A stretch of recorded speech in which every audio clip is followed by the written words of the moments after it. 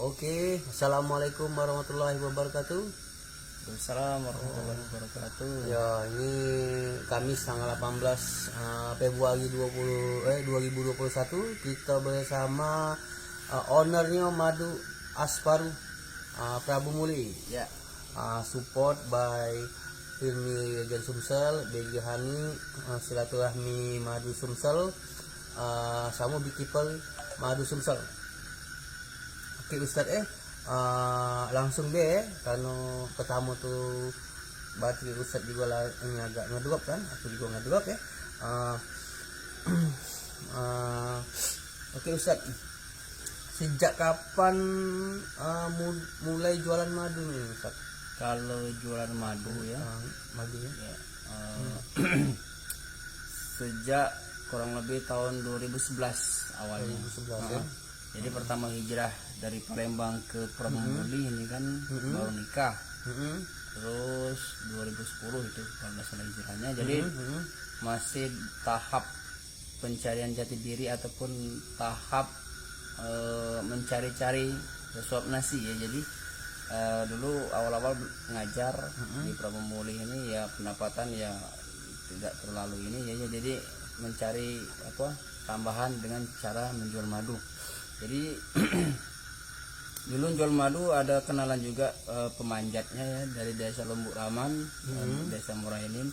Kenalan, dia menawarkan madu sehingga kita ambillah madu tersebut. Memang dia manjat sendiri dan juga madunya madu sialang ya. Madu sialang, madu apis dorsata yang dia di pohon sialang. Maksudnya pohon sialang tuh pohonnya banyak cabang, rantingnya ataupun dahannya. Nah di situ banyak sarang-sarang madu, itu namanya madu sialang. Seperti itu ya, tahun 2011 kurang lebih. 2011 ya. Oke. Oke Ustaz ya, sejarah nama madu, sejarahnya nak jualan madu ini Ustaz, sejarahnya. Ya, sejarahnya itu tadi bisa disebutkan untuk mencari tambahan untuk mencukupi kebutuhan nafkah istri ya, seperti itu, karena baru berkeluarga ya. Seperti itu.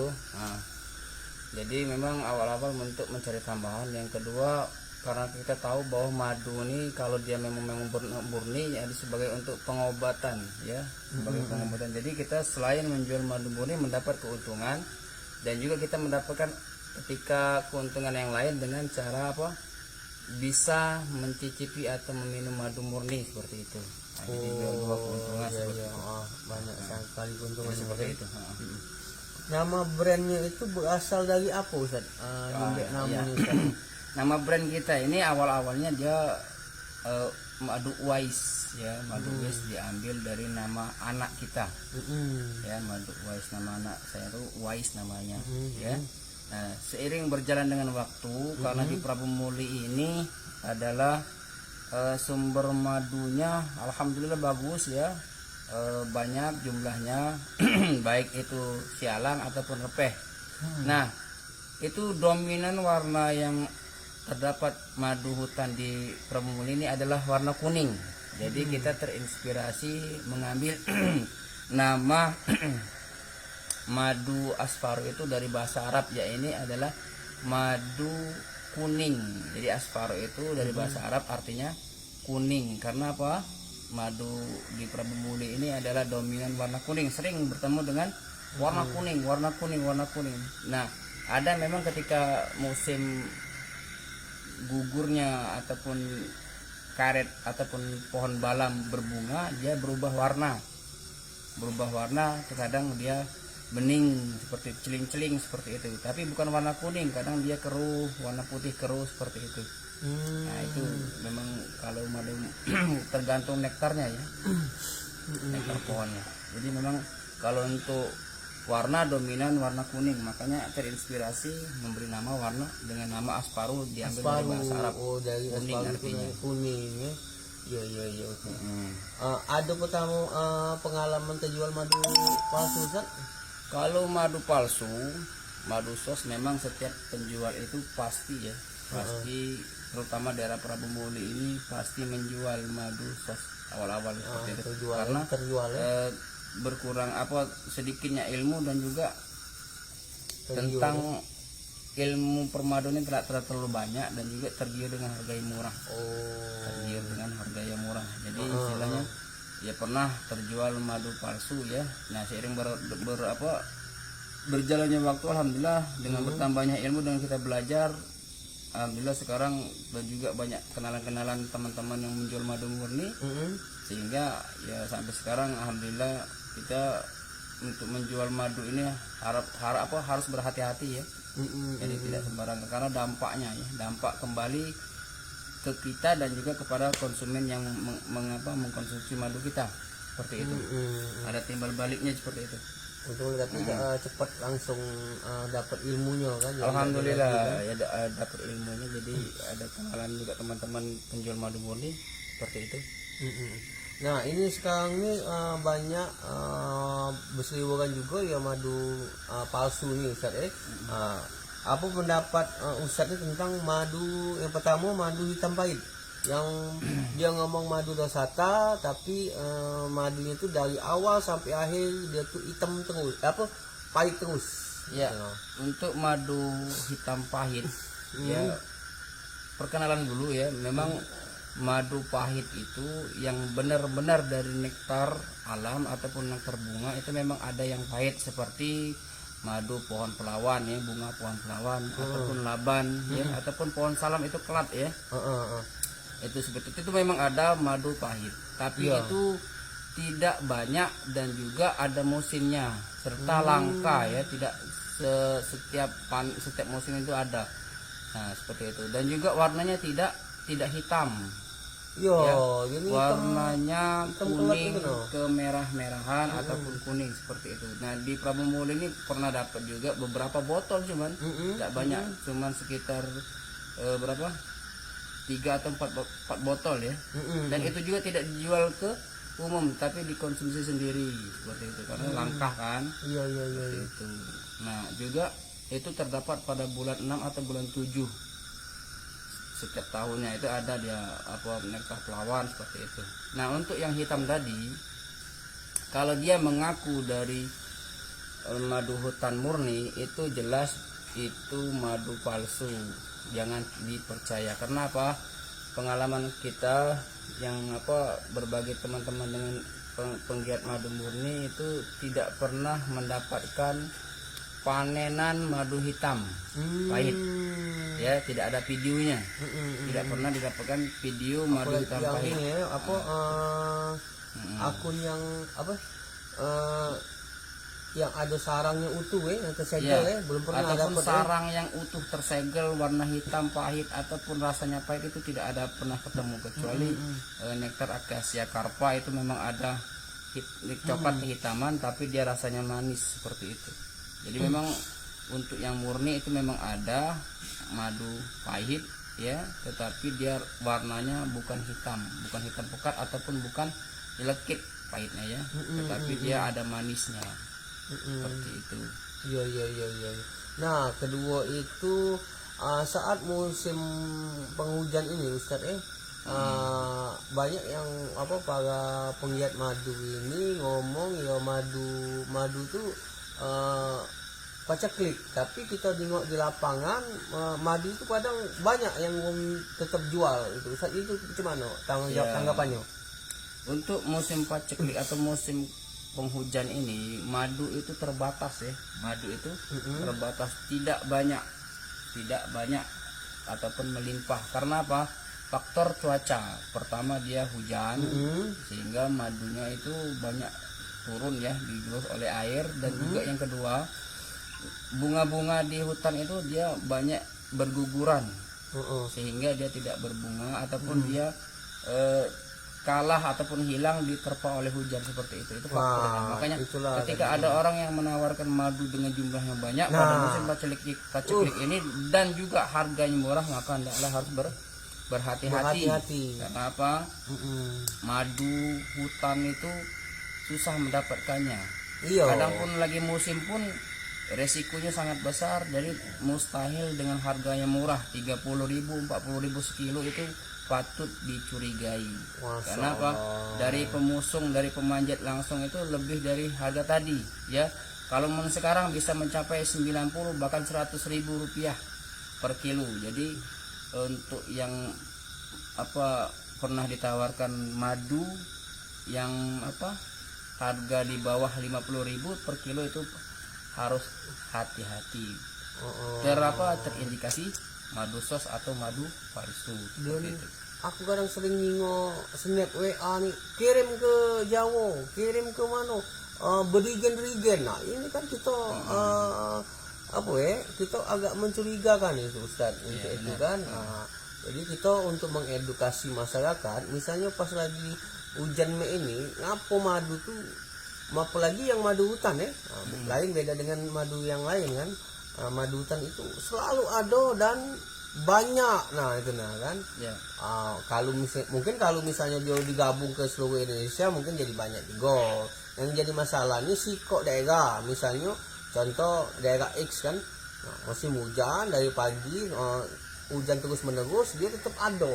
Nah itu nah yang kita tetap selalu waspadai kan. Untuk di Facebook kita nih juga itu panen terakhir itu untuk madu perbembulih yang di hutan ya, itu panen terakhir itu update-nya bulan 11 tadi. Bulan 11 bulan November tadi itu masih ada panen. Nah, ketika bulan Desember, Januari, Februari ini sampai sekarang kita di Facebook ini belum pernah update lagi update panen ya, karena apa? Masih musim paceklik untuk daerah perbembulih. Bahkan untuk sekarang ini laba-laba dorsata itu dia beralih ke pinggir-pinggir sungai, Lematang ya, masih ya, Lematang ya. pinggir-pinggir Lematang. Kemarin banyak dominan nektar gelam. Nah ini kebetulan ada Ustadz Abu Saima juga nyimak kemarin, nyoba juga madu gelam. Coba siapa dulu Agak Ustadz? aneh ya Ustaz Abu Saima. Kance kita juga. Kance kita. Dia baru nyoba dia yang gelam itu yang cek itu agak menyengat aroma itu memang kalau orang tidak terbiasa itu bisa pusing seperti itu. Oke. Oh baru 19%. Ini berarti masih agak lama. Ini aku karena nunduk ini lagi magi ke postingan Ustaz. Maaflah biar yang masyarakat Lembang ini ngetahui juga. Jadi cek ini Ustaz, kita ngada ke acara ini karena misalnya contoh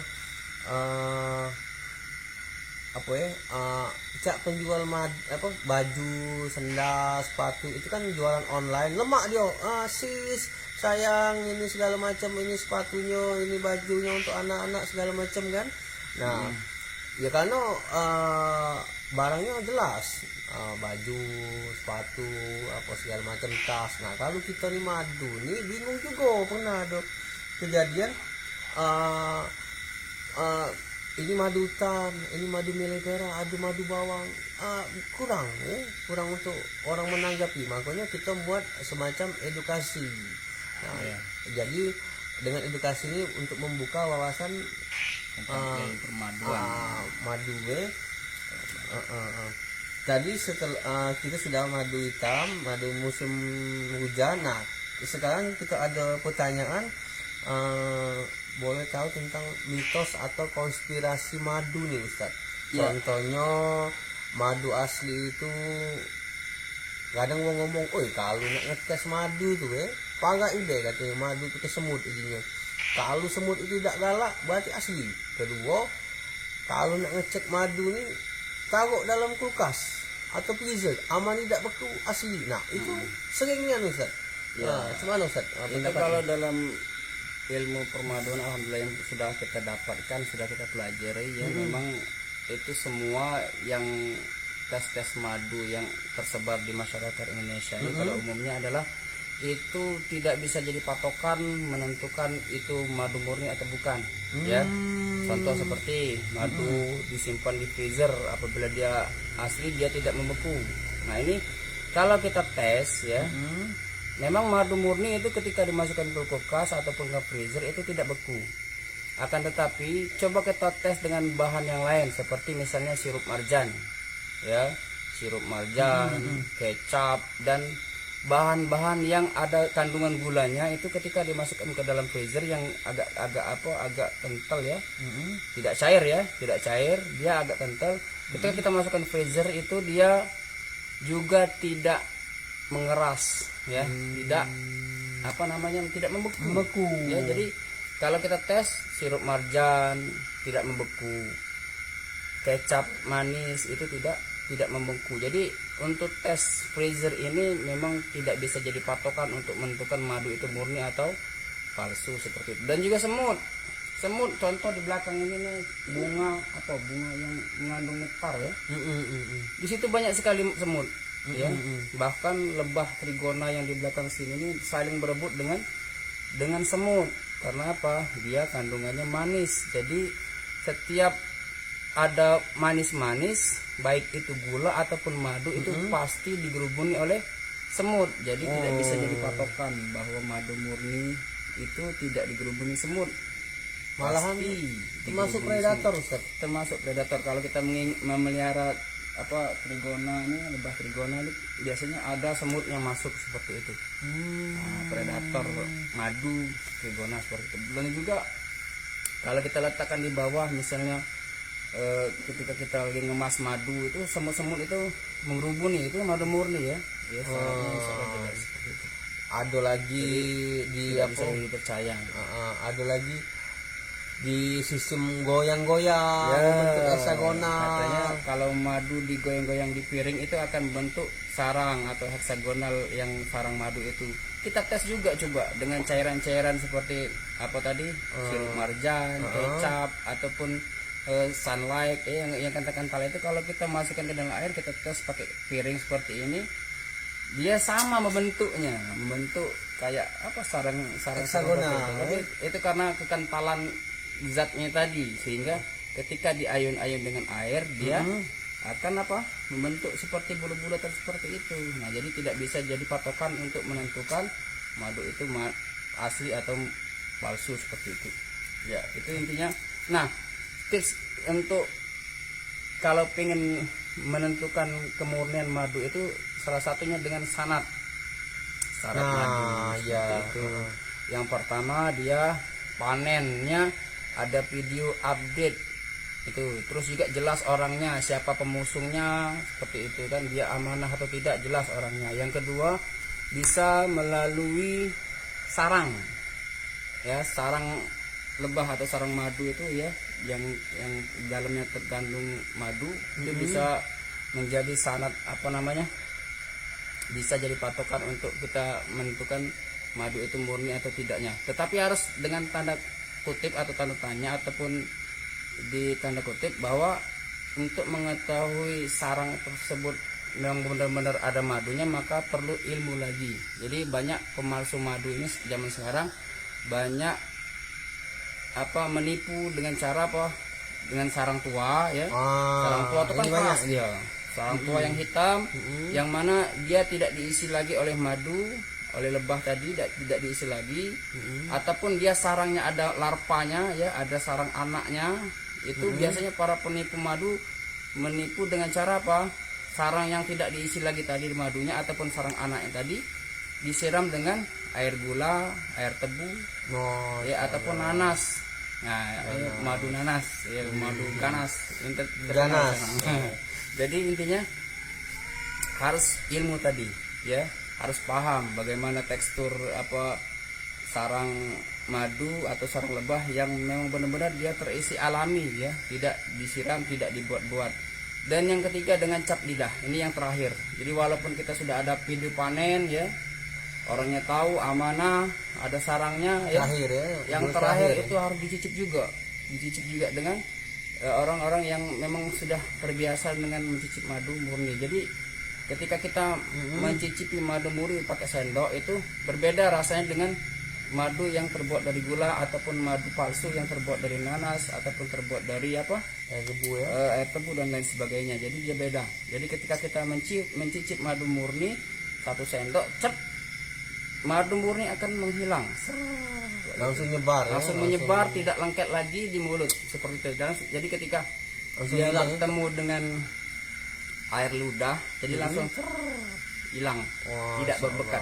Berbeda dengan madu yang dibuat dari gula dan lain sebagainya. Ketika kita cicip, dia masih lengket di sini, di lidah kita, di pinggir-pinggir kita nih masih. Ya, jadi seperti itu. Jadi memang butuh ilmunya juga.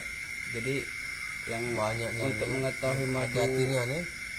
keaslian murni atau kemurnian madu itu yang lebih bagus, yang lebih lebih mendekati 100% itu adalah sanat madu seperti itu. Sanat madu ya. Ada lagi Ustadz yang kemarin tuh apa ya? Strategi baru dari pemain madu palsu itu, dia sarangnya tersegel ya. Kita nyangkok kan kalau sarang yang tersegel tuh yalah yang asli ya, murni ya. Nah ini yang teknik baru lagi, dia tuh masih segel galau. Nah tapi untuk ngeceknya dia ngambang atau tenggelam Ustaz. Iya seperti itu bisa. Itu lebih hati-hati lagi. Jadi kita ngomong, nah ini segel loh ya. Kita tes suhu dia, coba resiko itu tes di madunya ngambang atau tenggelam. Kalau dia ngambang, sudah ada kemungkinan dia diisi dengan air gula, karena waktu dia panen, yang pernah kita dapat ilmu ini juga Ustaz panen dia ini Ustaz, kita diam ke selama 3 hari itu madunya biarpun kita tidak tiris itu Masih nyampak, masih tenggelam dulu. masih nyampak madunya. Nyampak, Jadi ya, benar. tanpa segelnya terusak. Iya benar. Jadi pas dia dari dahan itu Ustaz dia nyampak kan, kata kawan kita Evan madu rizu itu, dia nyampak pas dia habis galau digendamnya Ustaz. Itu hati-hati juga untuk kawan-kawan kan.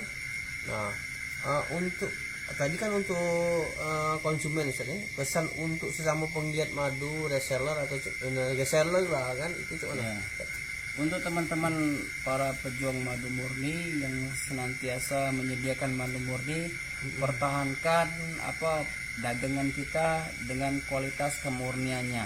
Karena kalau kita menjual madu murni balik ke kita semua, sehingga ketika kita mendapatkan hasil dari penjualan madu murni, madu asli tadi akan mendapatkan keberkahan. Ya. Hasil yang kita makan adalah halal, ya apa yang kita dapatkan halal, sehingga kita memberikan menafkahi istri kita, ya Abu Saimah 2 istri kita, dan juga anak-anak kita. Tiga dia nih. Doa kami insyaallah. Jangan aku biarlah Ustaz, aku kaget dengan wong rumah. Jadi insyaallah berkah apa yang kita berikan kepada istri kita, anak kita, insyaallah akan menjadi halal untuk mereka seperti itu. Jadi pertahankan seperti itu untuk menjual madu murni. Untuk Ustaz Abu Saimah kan tadi disebut kan isi-isinya itu kan ada jatah lah madu cadasnya sebotol sewang Oke Ustaz jadi karena berhubung baterai itu nak habis karena sudah nak dalu nih baterainya itulah yang jadi masalah nih, baterai ke Ustaz ini tinggal 10%. Aman masih panjang, mungkin kita masih pakar lebih dalam lagi ya. Ini sebagai pembukaannya kita istilahnya podcast secara Palembang lah bahasa Palembang, ada bahasa Indonesia ini juga. Campur-campur ya. Bukan nasi campur kan, aman pempek campur tidak apa-apa Ustaz Oke Ustaz jadi sudah galau pesan untuk sama penggiat madu, pesan untuk konsumen harus lebih hati-hati. Iya, harus lebih hati-hati dalam membeli madu atau mengkonsumsi madu. Carilah orang-orang yang terkenal ataupun yang dia menjual madu murni. Jangan asal membeli orang menawarkan madu murah.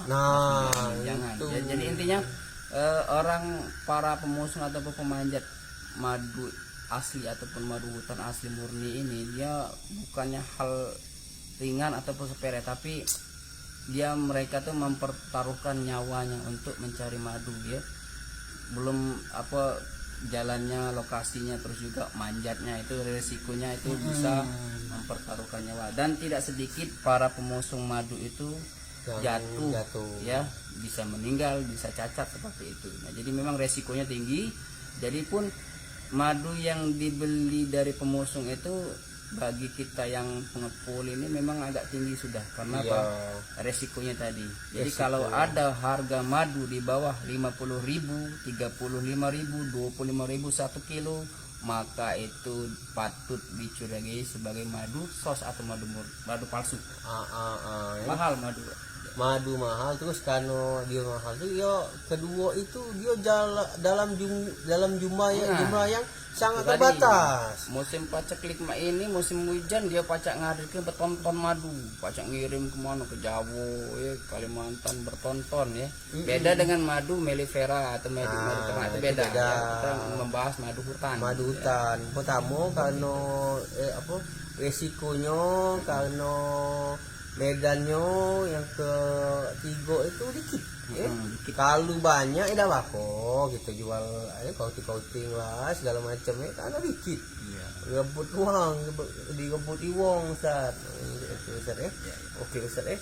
Untuk sebagai akhirnya kita minta Ustaz ini untuk menutup dengan doa majelis. Ya mudah-mudahan pertemuan kita ini yang live ini bermanfaat untuk bagi para pejuang madu murni, bagi militan madu murni untuk mempertahankan madu murni, dan juga bermanfaat untuk masyarakat luas agar senantiasa mendapatkan ilmu dan juga berhati-hati di dalam mengkonsumsi madu. Hendaklah carilah madu dengan kualitas yang benar-benar murni, jangan asal mencari keuntungan atau jangan hanya mencari kemurahnya saja. Ya demikian dari kami ya, Madu Asparu dari Prabu Muli dan juga Pak Fadlan dari mana? Kita mewakili 4 iko pertama Ilmi Gen Sumsel, kedua BG Hani, ketiga Silaturahmi Madu Sumsel, Beekeeper Madu Sumsel, Beekeeper Sumsel, apa lagi? Madu Salamah Palembang. Oh iya kita Salamah Palembang. Ya, demikian ya kami tutup dengan doa penutup majelis yang telah diajarkan oleh Rasulullah SAW kepada kita semua. Subhanakallahumma wa bihamdika asyhadu an la ilaha illa anta astaghfiruka wa atubu ilaik. Wassalamualaikum warahmatullahi wabarakatuh. Waalaikumsalam warahmatullahi wabarakatuh.